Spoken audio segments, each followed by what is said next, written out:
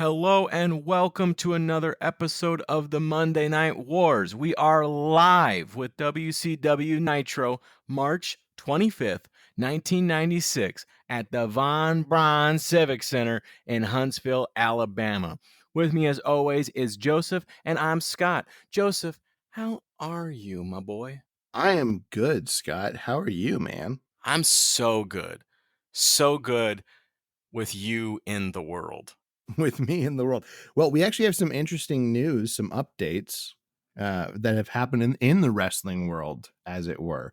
So I'm going to go over these really quickly because we're not going to spend too much time. We don't really talk much about current affairs just because it's kind of not the point of the show. But I do think it's kind of interesting to touch on some things that do deal with some of the things that we're going to be talking about in this program in general. So, for instance, first one is that WWE 2K24 came out as of the recording of this podcast. This is the kind of the first of our new batch of podcasts that we're recording. So 2K24 came out. It's a great game. Lots of classic wrestlers in there. WCW, ECW, obviously old school WWF Attitude stuff. It's a really good game. So if you like video games, it's absolutely worth it. Dark Side of the Ring's returned. And Dark Side of the Ring, as of the start of this episode, the 3 episodes that have come out so far featured John Tenta and then Buff Bagwell. And then the most recent one, I think, is Terry Gordy. I haven't watched Terry Gordy one yet. I can tell you the John Tenta one was fine. Kind of spoke very highly of a man that we both thoroughly enjoy. And you'll find out as you guys listen to this program, we really enjoy John Tenta. So it was nice to see him get celebrated. The second episode about Buff Bagwell really fell under the pattern that I feel like Dark Side of the Ring in general has fallen under in the last few seasons, where it's like gotcha journalism.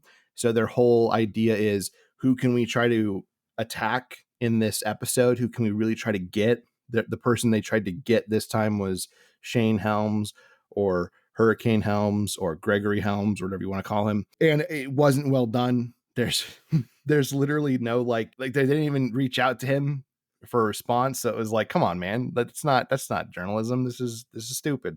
So it was, I don't know. Dark Side of the Ring in general is becoming less of a platform, I feel like, to actually believe anything, and more of just kind of a fantastical platform for wrestlers who have grievances to speak those grievances. And those grievances don't have to be proven. They just have to be, I'm upset about it, so I'm going to use this to speak it. Other interesting things are the WWE Hall of Fame candidates. So far, we've got the U.S. Express, which are Mike Rotunda and Barry Windham. So nice to see them get into the WWE Hall of Fame. Bull Nakano is going to the WWE Hall of Fame. Muhammad Ali is going in. Thunderbolt Patterson's going in. And then Paul Heyman, which makes a lot of sense because obviously this WrestleMania will be in Philadelphia. Paul Heyman, obviously the creator of ECW Extreme Championship Wrestling, specifically not Eastern Championship, which technically existed before and then, turned into Extreme. But Paul Heyman is a Philadelphia legend, and it's great to see all these individuals. I love the Hall of Fame. I love watching it every year.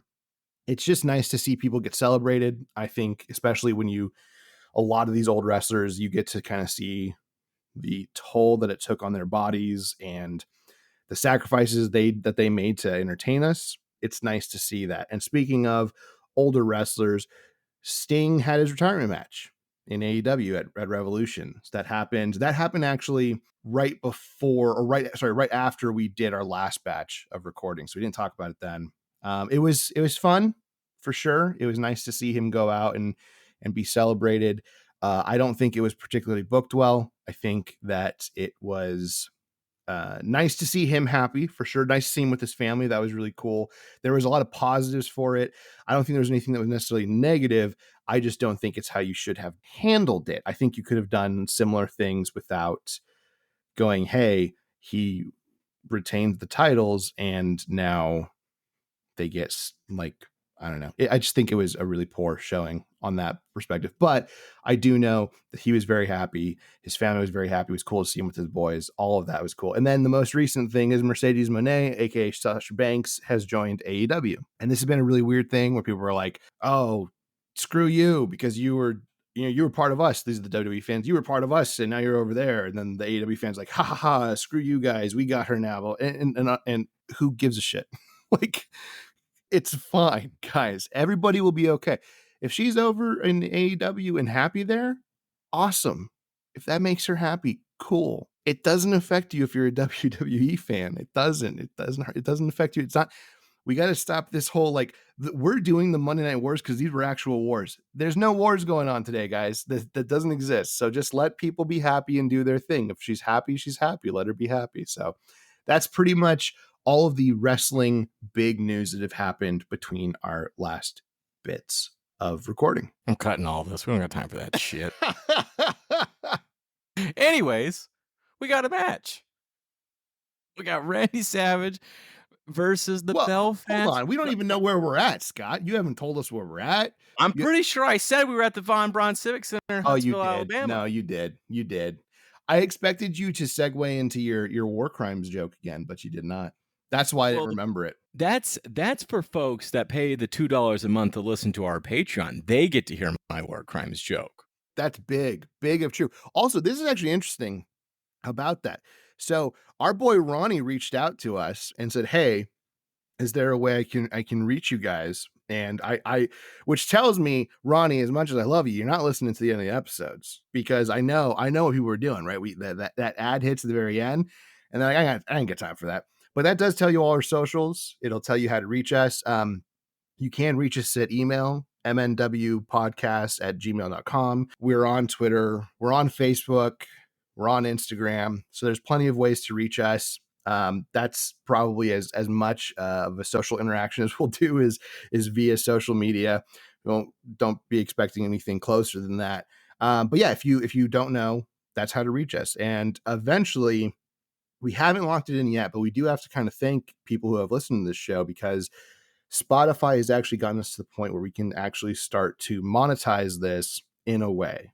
We haven't unlocked it yet. Like, we haven't set it up yet, but it is now unlocked based off of us having a steady listener group. So thank you guys for allowing us to be able to have that opportunity. We don't have it set up yet, so when we do, I'll give more details on that, because I think it's more of like a the way they have it set up, I think, is more of kind of like a listener support situation.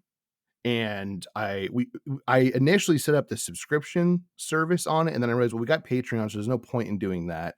So Patreons are subscription based. I canceled the subscription on Spotify, so if you see that, ignore it. It'll be gone within the next like week or two. But there's a listener support thing, and I'll figure out how that works and then kind of give you guys details, because obviously we do this for fun, but it is a large part of our month. You know, each month is kind of getting all the notes for these things, recording everything, getting it all out. So when we get close to that, I'll explain it. But listener support continues to climb. We keep getting more listeners, which means we're doing something right, Scott. You know, people are finding us interesting, at least, which is nice. I don't know if we're humorous. I know you're hilarious. I don't know if they think that about me, but you're obviously very funny, which you would know if you subscribe to our Patreon and heard his war crimes joke. But it's nice to see people supporting us and at least enjoying us. So thank you, everybody. I'm cutting all this. We don't have time for that shit. You're gonna be amazed when I make this somehow 40 minutes with all of this intact. Well, game on, my friend. I will say, though, something you did not mention is, if you manage to listen through our promo at the end of each podcast, if you make it through the promo at the end of each podcast, oftentimes we have a little blooper in there for you. So, keep listening. Maybe this will be the blooper. Maybe it'll be this whole 10-minute rant of all the news thing. I'll just put that at the end. That'd be hilarious. Yeah, don't listen to this. Don't listen to blooper on this one, guys. Just skip this one. There's still 10 minutes left of this one. What the hell? Yeah.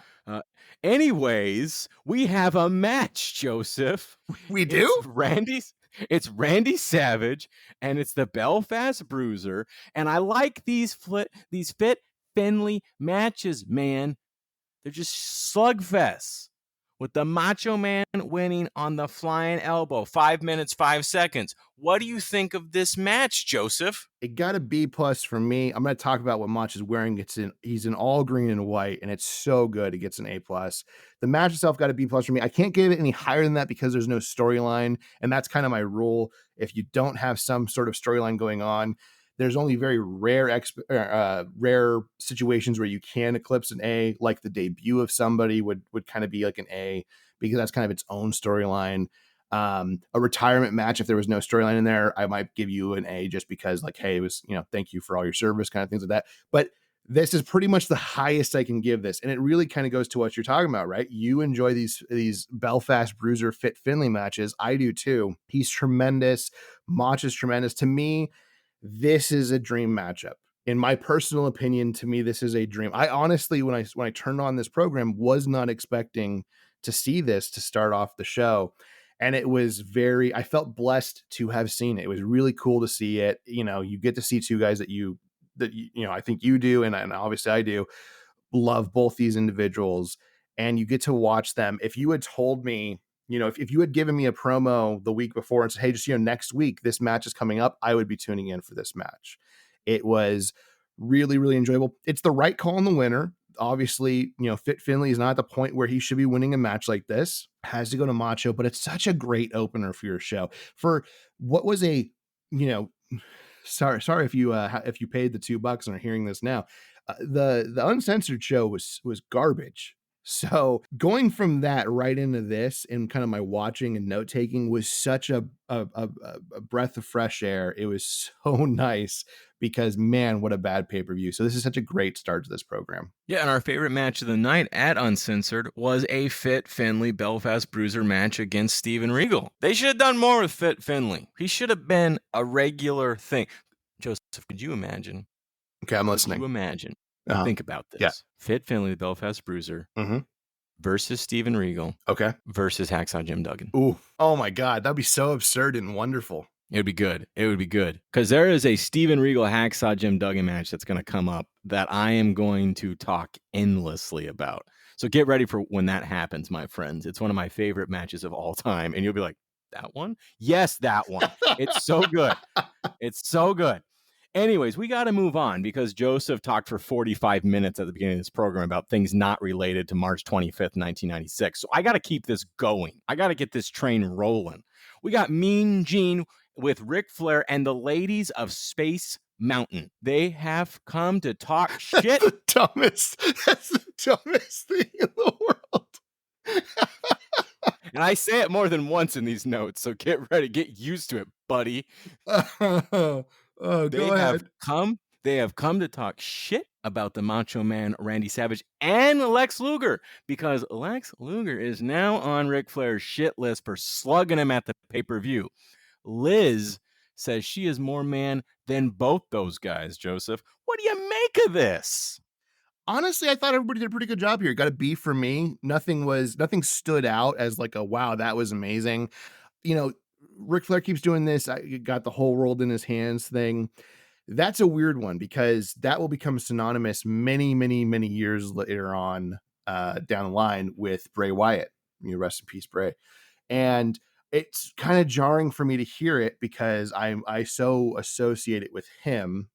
And I don't think Flair does this for too long. So that's kind of weird, but that's not Flair's fault. He had no idea that was going to happen. But overall, it's a fun segment. I'm digging Flair and the ladies of Space Mountain. That's all I'm gonna say. You have every right to dig them. But after that, we got another match, man. We got Conan. We got Mr. JL. We got the WCW United States Championship on the line. Now, I gotta say, Joseph, we like Conan. We like Mr. JL. We even like the United States Championship. But I didn't like this match. This match just seems off the whole time. I like both these guys, but they just aren't clicking. Conan defeats Mr. JL, retains the title, 6 minutes, 19 seconds. You agree with me on this? I think you'll be surprised. I do not agree with you, actually. This is like the third time we've done this in the history of this show, not agreed on something. I enjoyed this. It got a B for me. I thought the two men had good chemistry. Like you mentioned, we do enjoy both these men. Bischoff mentions this weird thing, and I don't know if I misheard this, but he says, like, Mr. JL won the Cruiserweight title last night against Dean Malenko. This wasn't on the pay-per-view, by the way. If it was, it was a dark match. Where is this supposed title? I don't understand this. It threw me off and made me like look into it. I couldn't find anything about it. I've never seen Mr. JL as the cruiserweight champion, so I don't really know what was going on. But I think the thing I liked the most about this, Scott, is the fact that the US title is featured on Nitro. I want to see this on a weekly basis. I feel like the US Championship and the Intercontinental Championship are kind of your working man titles, right? They're the ones that get defended pretty much weekly. Yes, you might have a storyline building to the pay-per-view with them, but they should be featured. And WCW, oddly enough, only ever has like the world title defended on a weekly basis, which I think is really strange. So it's nice for me to see the US Championship. So I got to disagree with you, man. Well, I mean, you're wrong, but that's fine. It's not the first time you've been wrong. It's not, but you know what it is great is I can cut out all of your nonsense about this not being good and get us down to the 40 minutes that I need. No, that's a fair point. That's a fair point. You know who has the TV title, Joseph? I had to look it up because I have no idea. I do know, and I'm excited. I'm excited to talk about this, but go ahead. It's Lex Luger. Hell yeah, it is. But how would you know that? Have you seen it on TV? Well, so I think we did see it, didn't we? Yeah. Of course we did. Wait, what are you talking about? You don't even, man, wow, I'm embarrassed to be you right now. We talked about how sad it was for our boy Ronnie Schmidt to watch his boy, the Wunderkind, lose the TV title match against Lex Luger. We did that like a week ago, man. I do actually remember that. My point was I'm not seeing that title on TV. I saw him win the title, or at least retain the title, because I don't think we actually saw him win the title. We just saw him retain it. Yeah. But that's the only time we've seen the title. That was last week, dude. What do you want from them? It's the TV title. It should be every week on TV. It's gonna be on, I mean, he's not gonna defend it, but he'll be on this week with it. I need the TV title on the Superstation. It's gonna be, I don't know what you want, Scott. It's gonna be there this week. We're gonna see him with it this week. I've had enough of this. We are moving on because now this is the end of the podcast, everybody. This is how we blow up the podcast, as an argument about the TV title. We're moving on because you trying to zing me. I'm going to zing you back harder now because we got another match, Joseph. And I know you're going to have a lot to say about this match because two of your favorite guys of all time, your Mount Rushmore of wrestlers is in a match. The Booty Man and Disco Inferno. Yep. My only note I will have you know on this match is LOL in all caps. This is a squash match for the Booty Man. My God. Disco Inferno doing squash matches for the Booty Man with the Booty Babe, mind you. 1 minute, 14 seconds. Holy crap. What is going on here? Doesn't she keep like throughout the match going like, he's so cute, look at him, I just love him so much, about Booty Man? And it's like, look, I am very willing and comfortable with myself to say when another man is cute or beautiful, like you, Scott. This dude is not cute or beautiful. This guy is he's tough to look at. He looks like a swollen potato. It's not good. I gave it an F. My note. I'm chuckling about the swollen potato. I'm thinking about it because I'm thinking about a swollen potato and I'm looking at him like in my mind. All right, I can dig it. And my only note is kill me now. It's terrible. And the other thing is like, so they kissed, like the Booty Man and the Booty Babe Kimberly, who is really DDP's wife. They kissed at the pay-per-view. They kiss again here. I don't like this. Mark Marrow was right. He did not like this storyline. One of the reasons he left the company was because they wanted him to do the storyline. It's bad, and it needs to stop. The NWO can't come soon enough. Yeah, and he's not a heartthrob. Like, many years prior to this, not many years, but a few years prior to this, when he was healthy, because I think he got hurt, and that's what kind of derailed his career. But like Rick Rude was like this very attractive man, even though he was a heel. Like women loved him. You know what I mean? And that was kind some of might even say, Joseph. Some might even say he was ravishing. Oof. They should have made that a t-shirt. So, anyways, he kind of fit that bill. I can understand if you do. Like, I don't mind the angle, even though she's married to somebody else. Yeah, they're playing characters. You have to kind of put in the acting perspective of things. I'm fine with that. You're fawning over what? It would work, by the way. You know how you make it work? If we all knew he is not that guy and somehow keeps being put in this position. Like if it was a comedy thing, that would work. This doesn't work because they're playing it straight. And they're like, no, she's really in love with him. And I'm like, over DDP? Okay. And those flowing golden locks on DDP's head. Come on. Yeah, it's not good. And they're pushing, I guess it must be Hogan, right? He's Hogan's buddy. So Hogan's making this happen. And Hogan loves being with other friends' women. Allegedly. Allegedly. We got to keep this rolling. I got to keep this rolling because you are trying to derail this episode. Let's come next up. We have a promo for 605 Saturday night. Luger is going against Shark, and we like us some John Tenta, as you so rightfully noted. Sting is wrestling Dean Malenko. Ric Flair, the Belfast Bruiser Fit Finlay, the Giant, and Big Bubba, don't call him the Boss Man Rogers, are in action too. And I saw this and I thought they're doing better cards on 605 Saturday night than they're doing on Nitro a lot of nights right now. Yeah, overall, I mean, it's crazy that I mean, you're not wrong, right? They've done this a few weeks in a row.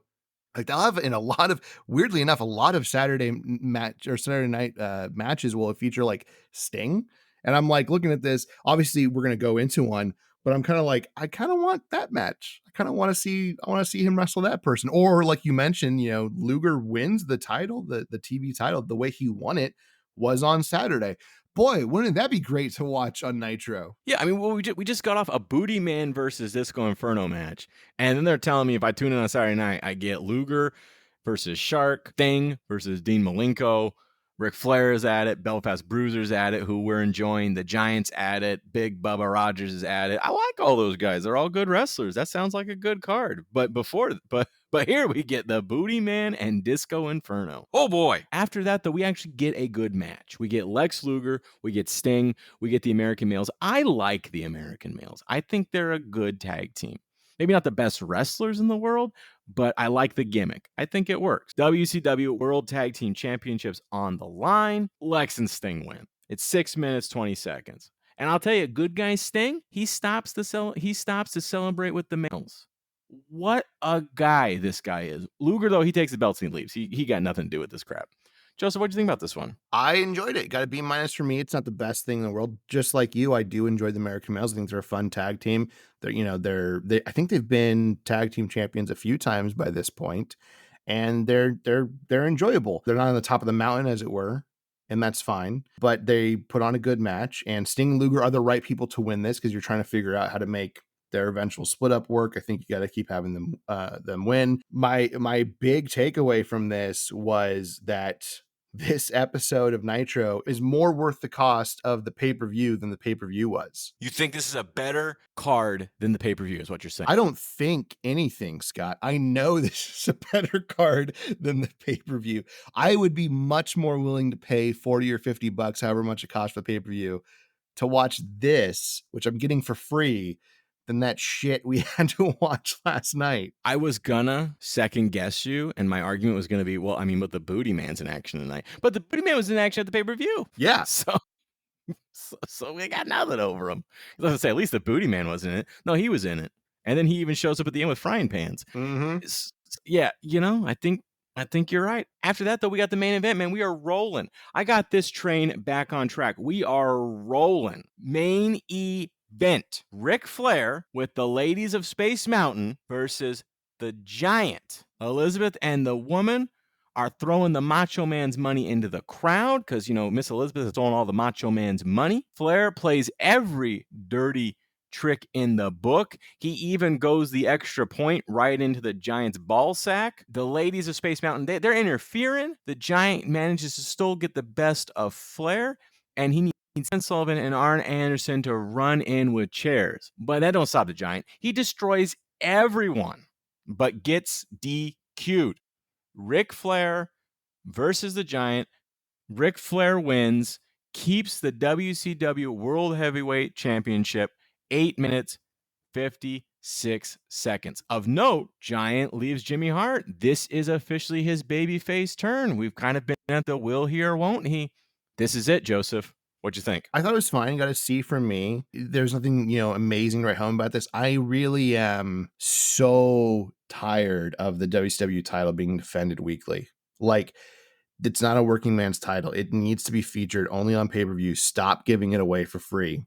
I understand with this, you made the stipulation with the Giant, so you're trying to just real quickly get that out of the way so you can go to the next pay-per-view and do whatever you're going to do there. But like this, I think in the last maybe 10 weeks, it's been defended like 7 or 8 times. I mean, it's pretty insane. And I'm like, stop doing that. The match itself was fine. When they walked down, when the ladies of Space Mountain walked down with Ric Flair. Thank you. There's a fan who actually shouts slut at Miss Elizabeth. Like, he shouts it real loud. And Flair gives him this look that says, I will fucking kill you right now. And I really liked that. Like, not the fan, fuck the fan, but I liked Flair being like, if you want to go right now, we'll go right now. And the fan kind of shut the hell up and just like, sat back down, which was great. There's a line in here where Flair is trying to hit the Giant with chops, and it's really not having any effect. And Bischoff says, Flair has got to feel like he's in the redwood forest right now. That's a really cool line, given what's going on. I think the ending is interesting. Giant's a face now. Be interesting to see how they kind of make that work. My grade is really reflective on this match being completely okay, but it does lead to a potential interesting storyline for the Giant. So it'll be cool to see what happens in the upcoming weeks with him. And that's the end. That's the night for Nitro, but it's not the end for us because now we got to switch over to Raw. We got to change stations. We're now with WWF Raw. Again, March 25th, 1996, but this time we're in the Freeman Coliseum in San Antonio, Texas, Shawn Michaels' hometown. So we can start this no other way, but with Shawn. That was so stupid. Thank you. I love it. You're welcome. Anyways, he's got the click cam because they're trying to make the click a thing now. So he's got the camera, and it's called the click cam. He's videotaping here. Introduces us to his teacher, Jamie Escalante. Jose Lothario. I don't know. Is anybody gonna get that reference? Jose Lothario looks like James Edward Olmos in Stand and Deliver. If you haven't seen Stand and Deliver, it's a great movie. Go watch it, based on a true story. Anyways, Shawn tells us he's gonna bring San Antonio, Texas, the World Championship. But first, this old rocker has to get through the new rocker, Leif Cassidy. That's pretty good, right? Yeah, no, I thought that was great. I just need the reassurance from you, and I appreciate that. Hey, man, you're really wasting time at this point. We got to make sure this is a nice, tight episode. Oh, that's a good point. So let's get into it. Shawn Michaels versus Leif Cassidy. As you can probably guess, Shawn wins this one. It's 11 minutes, 14 seconds. But during the match, Bret Hart joins us at the commentary table. Jerry flees. We're already off to a great start. I actually like Bret on commentary. I think he has good play-by-play instincts. Agreed. Marty Jannetty comes down to ringside. He trips Shawn and holds him down. But Bret Hart comes in with the save. He doesn't like these dirty tricks. Shawn gives Leif some sweet chin music for the win. But that's not where it ends. We've got more because Shawn's upset with Bret. Didn't need his help. Lothario tries to break them up. Shawn storms out. Vince asks Bret what that was all about, and Bret says it's just a misunderstanding. He respects Shawn, but he's still going to beat his ass at WrestleMania. Joseph, what'd you think? I liked overall everything that kind of happened. There are some things I didn't like, but overall I gave the grade a B. Like you said, right? Bret Hart is really good on commentary. This is not the first time we've done this with him, and every time we've enjoyed it. I don't think there's been a time that we haven't enjoyed it. Also, I complained a few weeks ago about how there was a match and it was featuring 2 random people. I think one of them was Justin Hawk Bradshaw, and Piper called in to complain about Goldust because that was their rivalry going into WrestleMania. And my point was that I thought it didn't work because Goldust wasn't in the ring. So you're taking away from the match that's currently going on to put over a storyline that is going on in a separate segment. And I didn't like that because it didn't elevate what we were watching. And here we have the opposite.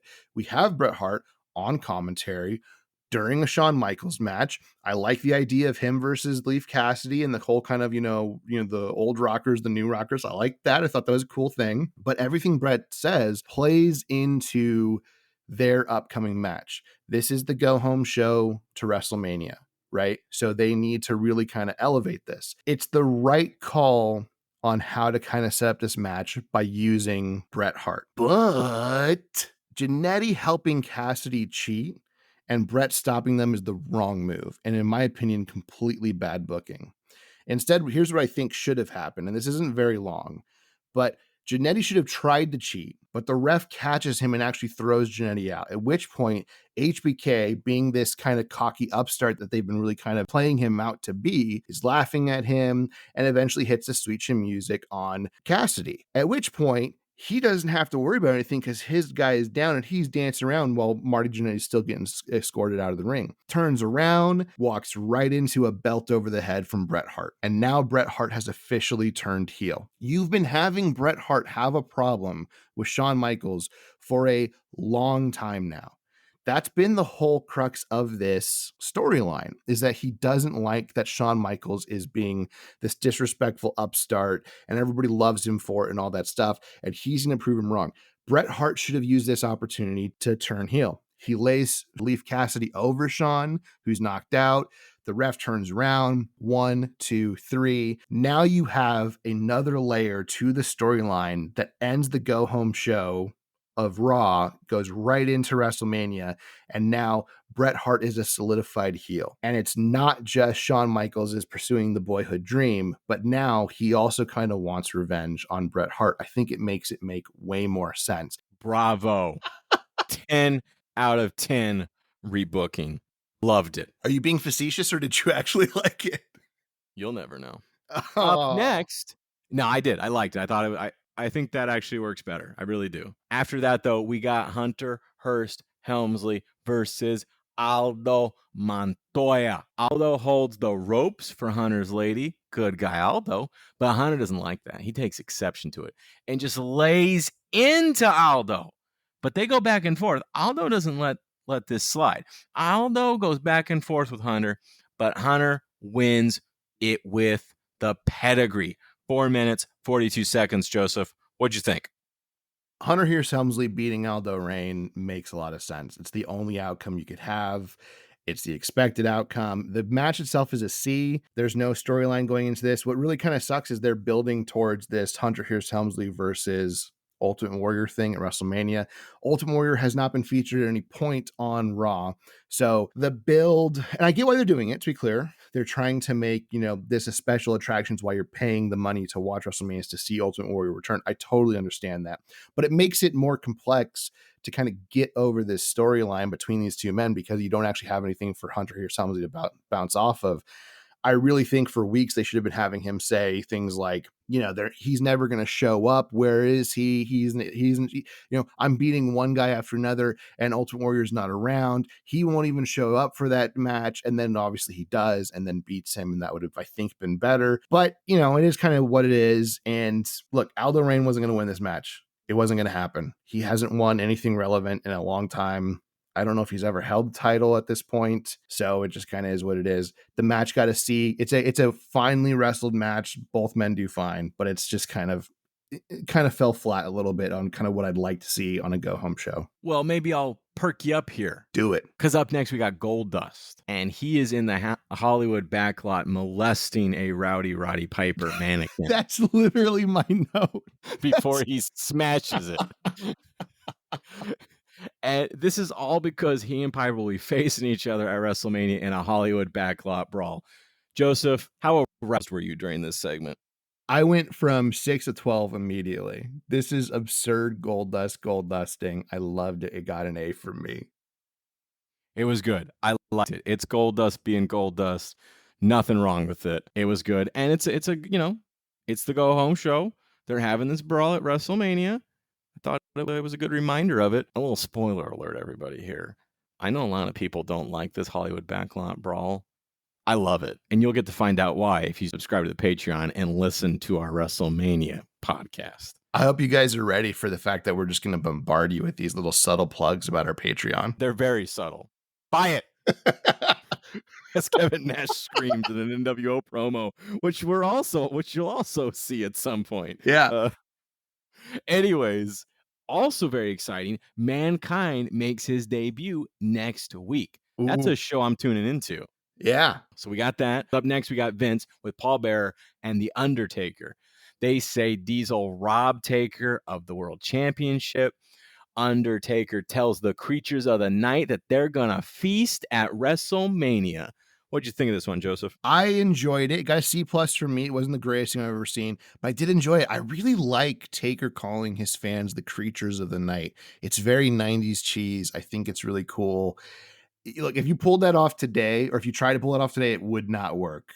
I get that, but I love it for the era that it's in. Also, really cool line from Paul Bearer who says, "You're on the eve of destruction," which I thought was a really nice line. I kind of would have liked to have seen maybe Diesel in this, actually, like a little bit of back and forth between them, but it's fine. The presentation's fine. I've mentioned for weeks I really like this storyline going into this match. It's one of the matches I'm probably the most hyped for, if not the match I'm most hyped for. So I think that they're doing a good job. Just keep it going. I agree. I love me some 90s cheese, and I rate this a stinky Gouda. It's some fine premium cheese. Was that a rookie of the year reference? Yeah, it was. Anyways, we got more promos because, like I said, we're hyping WrestleMania here. After that, Doc Hendricks, he's getting us pumped for a Shawn and Brett montage, and I like it. Joseph, do you like it? I thought I gave it a B minus. I thought it was fine, but I mean, we've kind of seen this for weeks now. I really think that maybe this should have started the show, and the match with Brett or the match with Shawn and Leaf Cassidy probably should have ended the show because you're obviously building to your marquee thing. I just think the pacing of this is weird. But we've seen these kind of segments for weeks. I don't need to see these anymore. I do like that Bret Hart actually name drops Randy Savage, which I'm pretty sure would have been taboo at the time, but Bret don't really give a shit because he kind of hates everybody at this point and still does hate everybody because Bret can't let a grudge go because that's just who he is as a person. But it was a very safe Allegedly. segment. No, there's no allegedly about it. Just watch every interview that guy does. It's like, Jesus Christ, shut up already. I have our legal counsel sitting next to me during every one of our shows, and he whispers in my ear, and I just repeat what he says. But go on. Okay, fair enough. But it's a very safe segment for in the kind of go home show. I like it. You're complaining about the montage, but every Rocky has a montage, and I love it. I never like, oh, Rocky had too many montages. No, the more montages, the better. You can't tell me Rocky for Ivan Drago. You can't tell me. I was gonna say, if they started playing Hearts on Fire during this, I would be so in. I'm just saying, you didn't watch Rocky 4 and go, I don't know if I needed that montage. You didn't say that. That never happened. Can't happen. But you're comparing this to the Academy Award winning Rocky 4 that won the Academy Award for Best Picture ever made. That's fair. I mean, I'm sure this was nominated for a Slammy. You got me on that one. Pay attention to that, everybody, because that joke's going to come back around. You just wait for it. I've got another one in the hopper. Anyways, let's get to the main event. We got Ahmed Johnson versus Owen Hart. Owen does his best to make Ahmed look good because Ahmed ain't a great wrestler, but Owen does a good job making him look good. We get a spine buster, which I know you love. Bulldog interferes to save Owen. That's what gets him the DQ. Ahmed Johnson defeats Owen via disqualification, 5 minutes, 32 seconds. Vader comes in to help beat on Ahmed, but then Yokozuna and Jake the Snake come out to Ahmed's aid. What do you make of this mayhem, Joseph? Got a C for me. It was completely fine across the board. I think it's another kind of very safe segment to go into WrestleMania. We all know that this 6-man match is going to happen at WrestleMania. So a nice kind of blow off brawl. I'm all for that. I think it's a good segment to have. I also like that Ahmed Johnson finally has a real opponent. Normally he just has like these people where you're like, yeah, we know he's going to win. So it's kind of nice to see him wrestle like Owen Hart or somebody who's actually relevant. Vince says during this, you can be guaranteed when you buy a WrestleMania pay-per-view, you won't get ripped off. Apparently, Vince didn't see WrestleMania 11. But he might have seen Uncensored 96. That's true. Which might have prompted Oh, that God. comment. I don't even know. I don't even know which one's worse. Yeah, that's bad. Anyways. Tune in, everybody. Well, anyways, yeah, once again, I think this episode does a good job of being the go home show for WrestleMania, though. Like, almost all of these matches and the promos and everything that's attached is getting you hyped, selling you on buying WrestleMania. Like you said, the Ahmed Johnson Owen Hart thing, like the pull apart at the end, that's to get you hyped for the tag team match at WrestleMania, all that stuff. I think it does a good job of that. But you know what I think really does a good job of that? I knew you were going to do this. And it does. You know what it's horrible. I'm not letting you have this. You know what I think really sends us home and gets us ready for WrestleMania What's that, Scott? Is the Bret Hart music video that ends the night, which I might add is also Slammy nominated.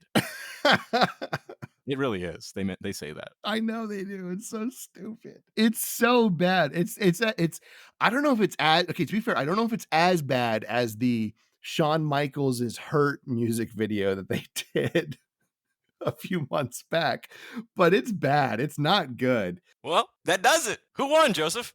I'm gonna give it to Nitro. I think more consistently they were more interesting. This was a very safe show from Raw, right? They're just kind of like, we don't want to do anything too crazy. WrestleMania is this weekend, so it's very simple, which is fine. Like, I know no problem with that. But I think the more interesting show was absolutely Nitro. You know, this one's close. Like, I don't think this episode of Raw was a bad episode. No, right? It wasn't. But I do think there were some more interesting things going on WCW. I think you're right. Granted, they did have a Booty Man Disco Inferno match, but the other matches were okay. And as you said, Monday Night Nitro was better than the pay-per-view this week. Yeah. So that's saying something. But who won according to the fans, Joseph? What was Raw's rating? Raw's Nielsen rating was 2.8. WCW Nitro 3.1. So the fans are right this week. Because if you agree with us, then you're right. If you disagree with us, you're wrong. It's just that simple. You know what else? They were right this week. You know what else is simple, Scott? What? The fact that I'm going to be able to get this into the 40-minute window because my opening didn't ruin the pacing of this podcast. Boom. Well, you know what? I actually have a little bit more to say. I think, this reminds me of one of my favorite books. Yeah. A Tale of Two Cities by Charles Dickens. And if you'd give me a moment, I would like to read it in its entirety. Of course. It was the best of times. It was the worst of times.